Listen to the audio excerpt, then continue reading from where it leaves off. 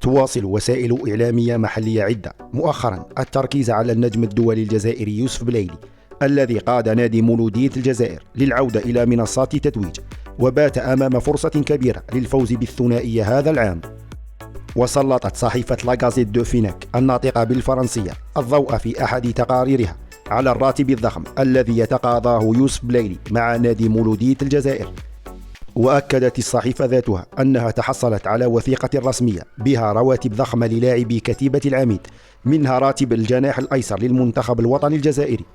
وتبرز الوثيقة وجود قيمة 38 مليون دينار أو 8.3 مليار سنتيم جزائري أو ما يعادل 575 ألف يورو، وهي قيمة لا يمكن أن يتقاضاها إلا يوسف بلايلي وفق ما ورد التقرير السابق.